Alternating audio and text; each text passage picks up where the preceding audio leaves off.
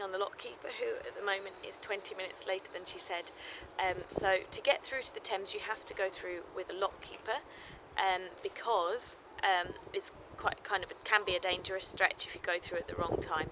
So you need to go through about an hour before high tide, so that you're going with the tide and that it's deep enough. And then we'll get to Teddington more or less at high tide.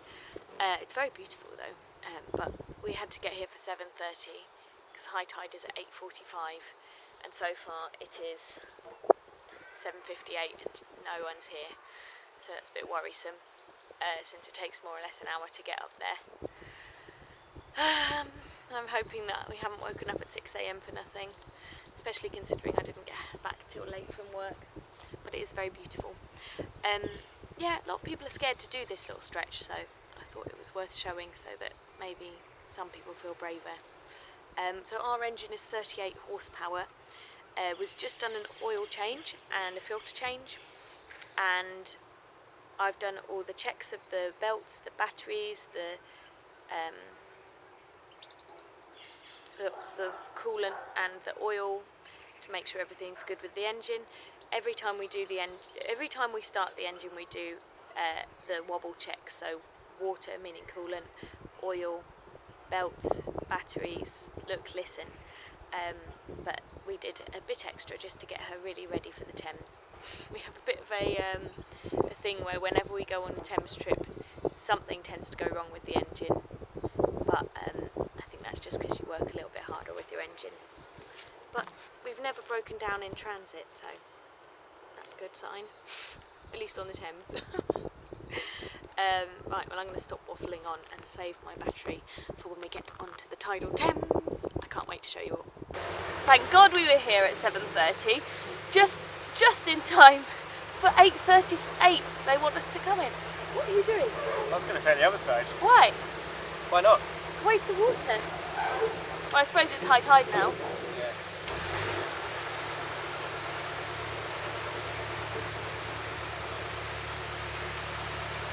Since it's high tide and there probably won't be a huge change of water now, we're going to take the other lock. Should just be like pretty much open.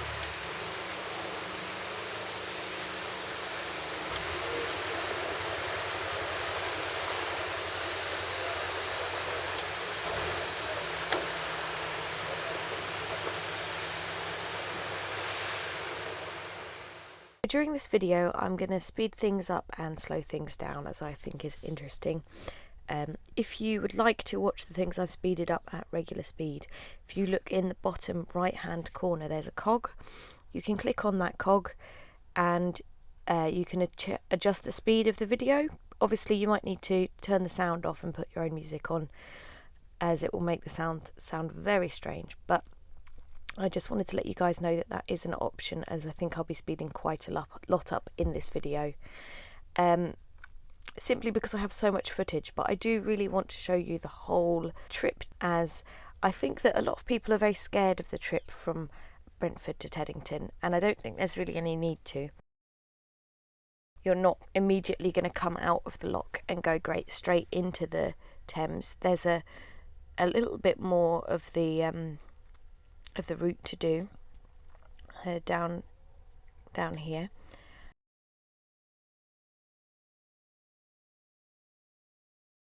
So up here on the left, I think this is really cool. There's a boat that's out on a hard standing, a really big boat. I'm not entirely sure whether or not this is sort of a dry dock situation where they'd get in via a crane, or whether they'd get in and it's kind of like a lock but they can empty it all the way out. But I thought it was very cool to see.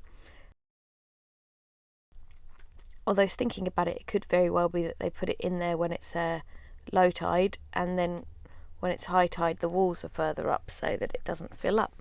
That would make sense. I suppose all the boats around here are affected by the tide, so I think a lot of these are liveaboards, and I guess that they must just all have flat bottoms, and when the tide goes out they sit on the bottom.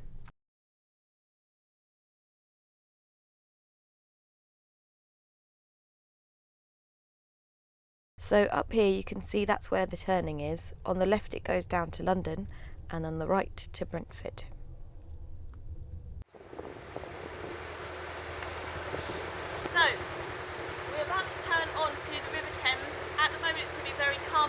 high tide. It's going to get more difficult as we carry on through.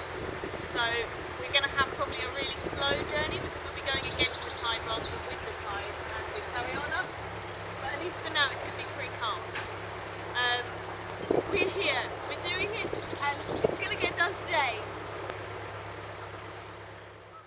The frustration you can hear in my voice is not actually because I am worried about the trip, but mostly because I'm so tired and so upset that that man let us down. So up here on the left you can actually see there's some things sticking out the water. That's the very top of some mooring poles. So on the Tidal Thames you have poles that have metal tubes that come off, so you can tie onto the metal pole with your rope loosely, and then as the tide goes out the rope would go down with the tide, meaning that your boat can kind of move up and down without there being any great risk of like sinking. Or you would tie onto something like this, which is floating. So as you can see here, it's very, very calm because it's high tide. There isn't really at the moment any kind of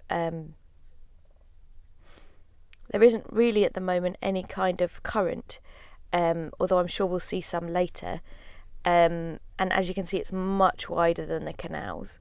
It's just very, very, very leafy and green around this area. And actually a lot of the Thames is like that. It can be a lot more difficult to moor up because a lot of it is obviously a river and it's not really designed for people to be able to stop.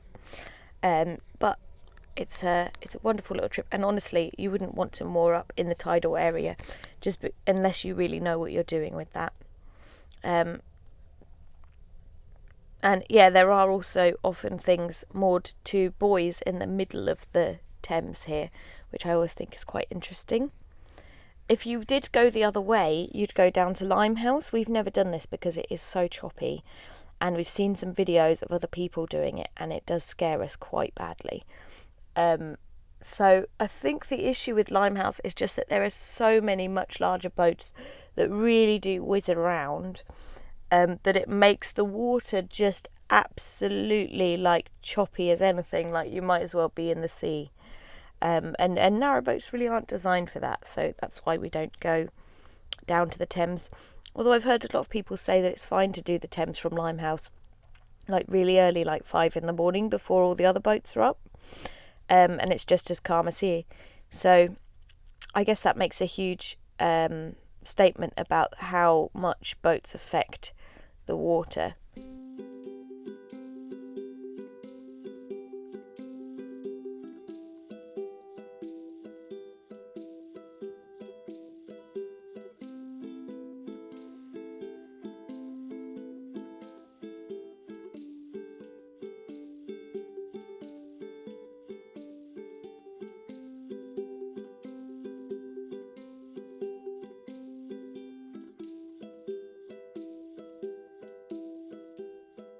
You can see already a little bit of the current has started to be seen on the top of the water here.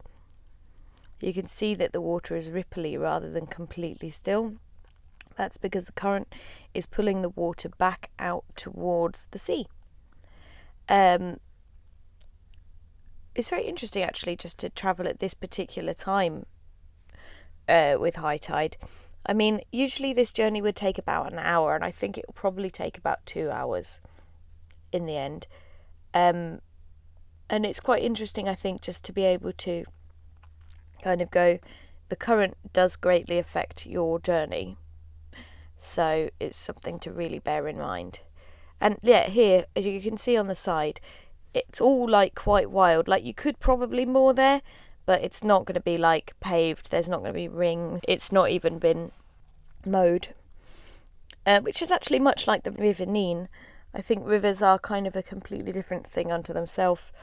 But I think that's why I like them. It just feels a bit more like an adventure. It's all not set up ready for you to stop there.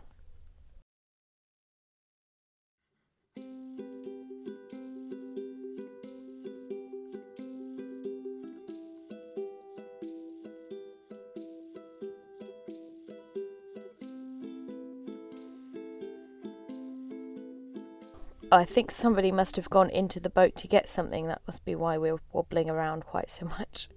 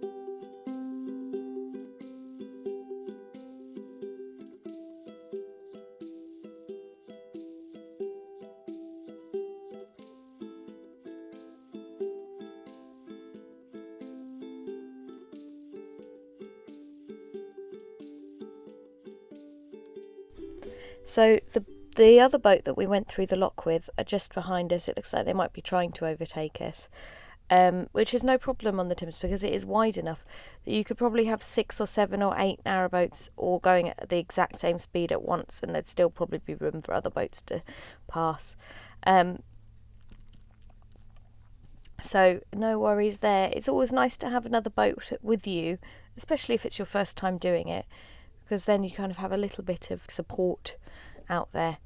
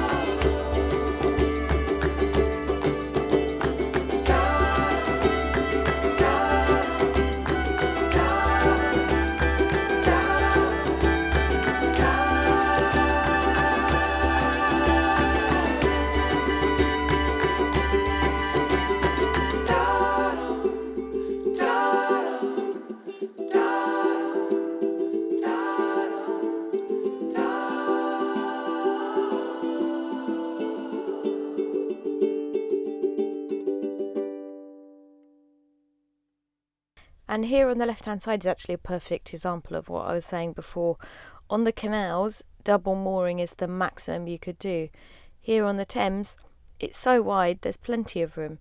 You can have double, triple, quadruple moorings, and these are, I think, pretty much permanent moorings. And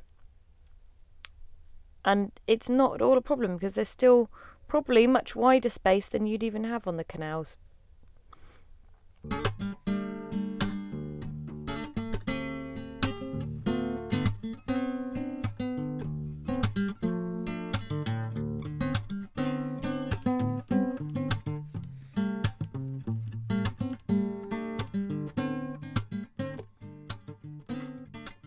So you can see on the right hand side some of those poles I was talking about earlier for mooring to, where they have the long piece of metal down the side that your rope can go up and down when the tide changes so that it doesn't get hanged off anything. It looks like the water must already have gone down quite significantly because the previous ones we saw were only just poking up out the water. This must be a nice dry dock on the left hand side here. So they can paint all the different boats all year round.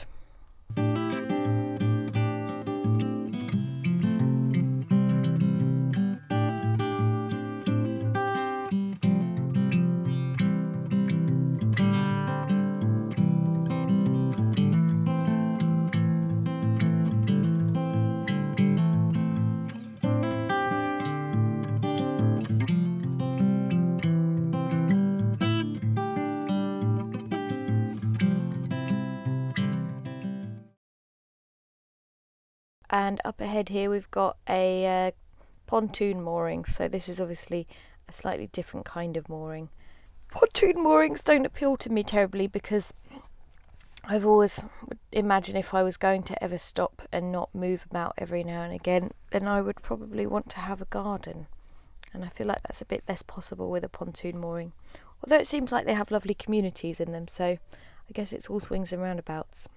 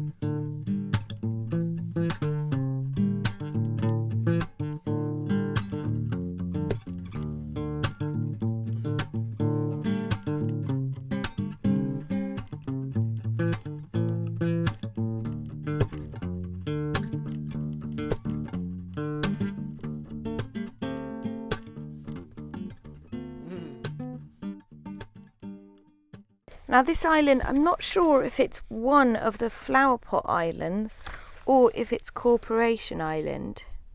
They're both heavily wooded islands. This one I think must be Corporation Island because it says it's near Richmond Bridge and we just go under a bridge, so it must be that.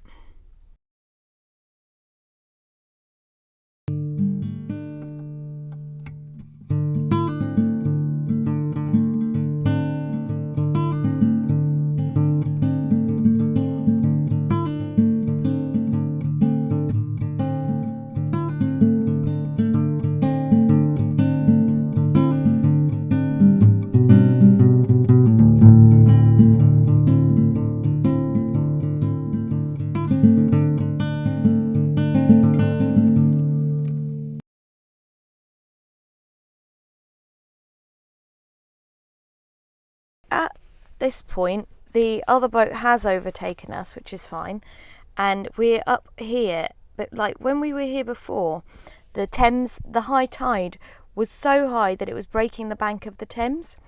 And so all of these buildings on the left-hand side, like the water was going up to them.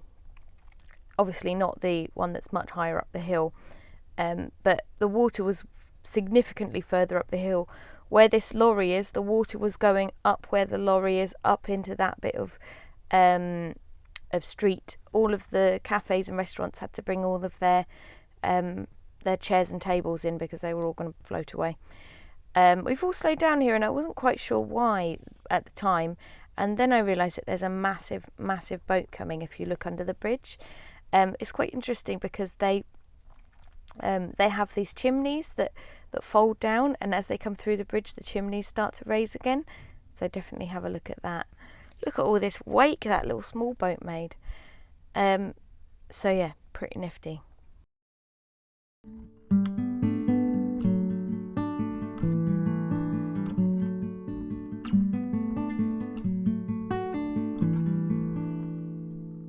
Amazingly, the large boat didn't make too much wake, and we're off again.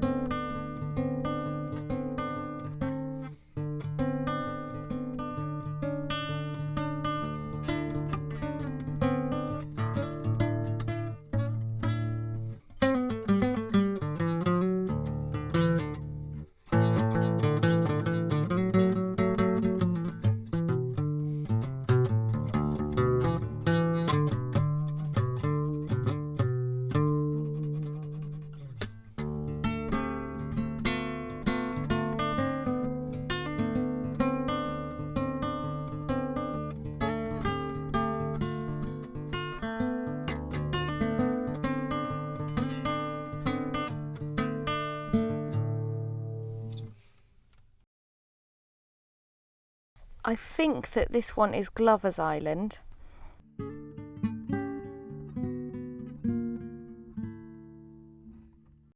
Oh, it says here it was originally sold for just £70. How lucky. I would literally kill to buy an island for £70. I'd be quite happy to pay quite a lot more than that, to be honest.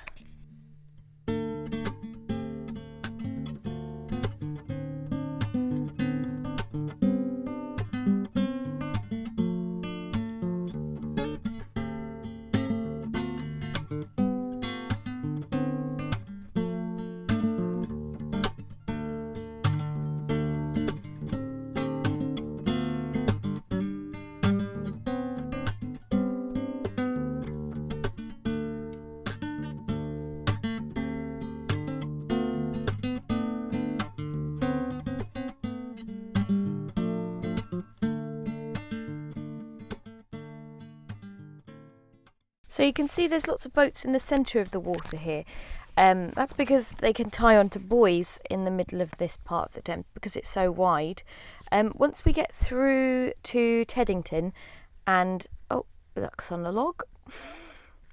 Once we get through to Teddington and the area that is not tidal, there aren't boats on a buoy from there on in because it isn't quite so wide. So here is just a shot there. It's supposed to be of me driving, but you can't actually really tell what I'm doing.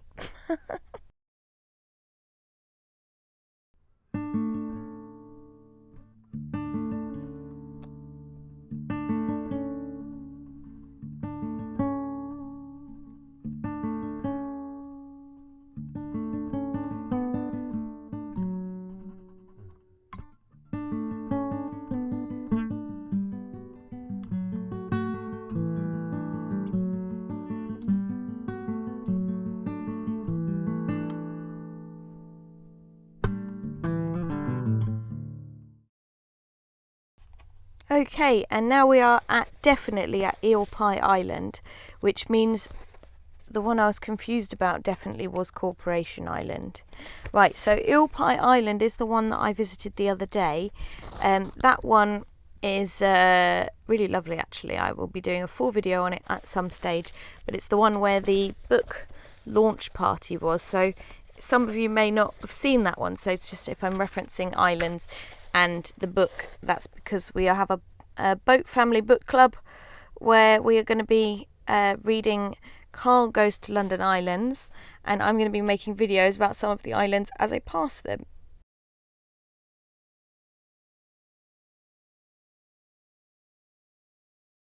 Eel Pie Island seems to be surrounded by boats. It has its own boatyard. It also has lots of artists. It has a little museum. It's quite a large and inhabited island, which is pretty cool. It's probably the most famous on the Thames.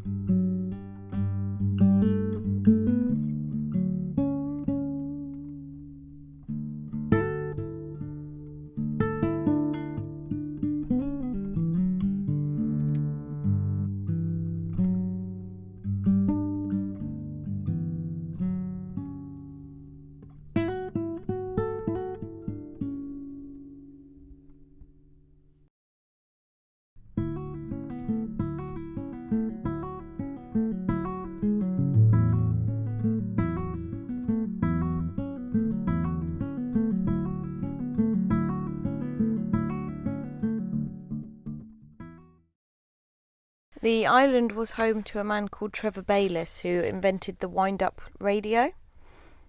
And as we come past here on the left, in the video I previously made, you could see the front of a boat in the boatyard, and you can see the back of it just in this shed here. That was quite an interesting boat. It seemed to be a wooden boat that had been placed inside a metal hull. It really is a lovely island. I have to say, it seemed very magical. I think I'd be quite happy living there. And here is the lovely bridge that we passed across on the way in.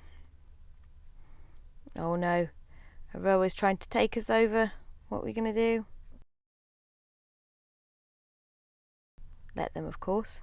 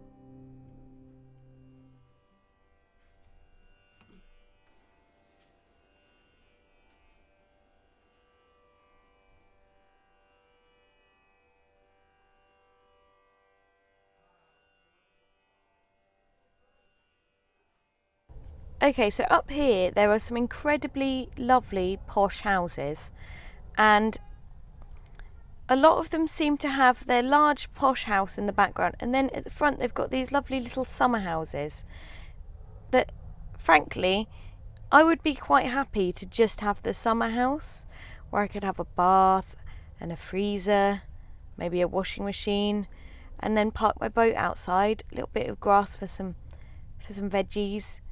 But of course, I think it's important if you have a lovely river view to be able to take advantage of it. So I understand why you'd want a summer house. But I don't understand why you'd want the rest of the house, to be honest. It just seems like a very large area to clean to me. What can I say? I think I may have drunk the Kool-Aid.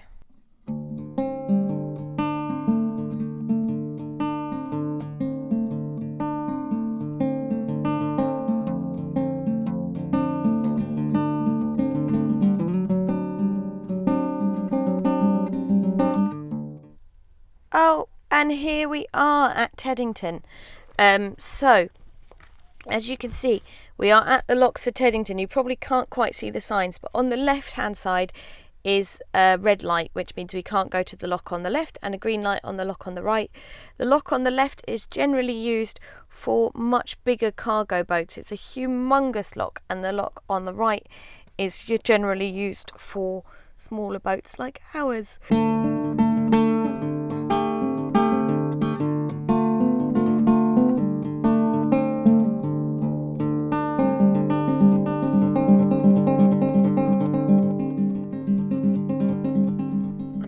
We timed it just right because these boats are just coming out that we could just go straight on in, which is always very nice.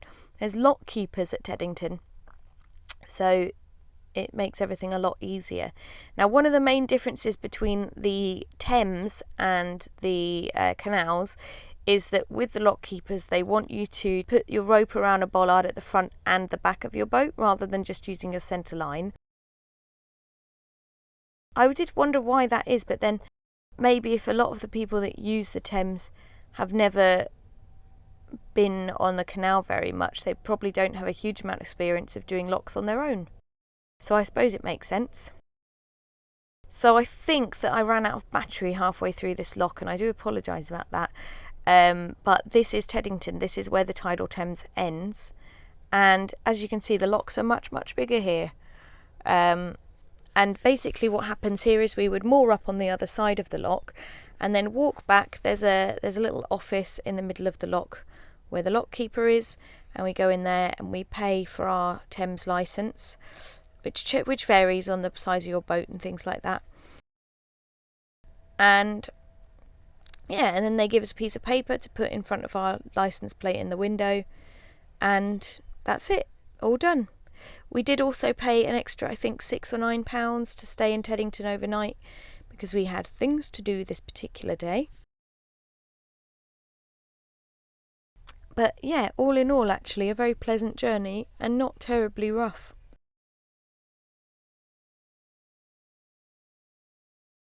But yeah, these locks can fit sort of massive, great yachts in as well as narrowboats, and in a regular sized canal lock you'd just be able to fit 2 narrowboats. So I guess that's why they're much bigger. They've got a lot more different kinds of boats coming up and down this way.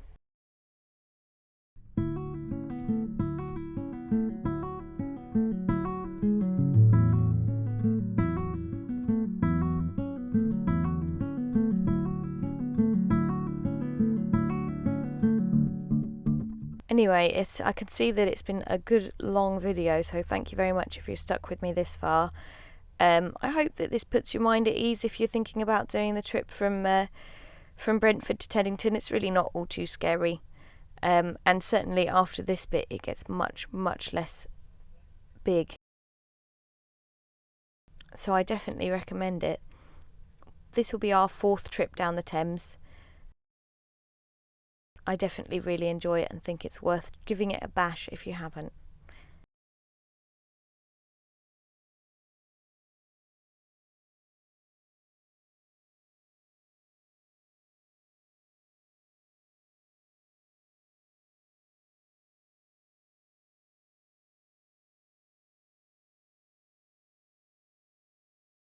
I hope that you really enjoyed watching this video of the trip from Brentford to Teddington.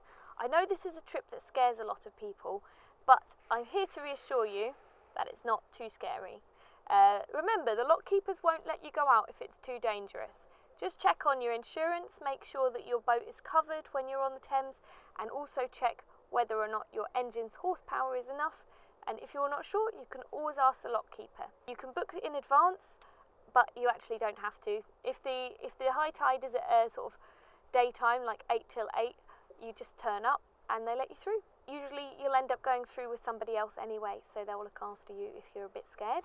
Yeah, just make sure to turn right and not left when you get out of the end of the little river there that goes into the Thames, because obviously if you go the wrong way you might end up in Limehouse, and it does get very choppy there and can be a bit scary, I think.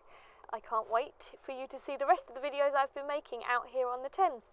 Thanks very much for watching. Have a lovely day and I'll see you all soon. Bye!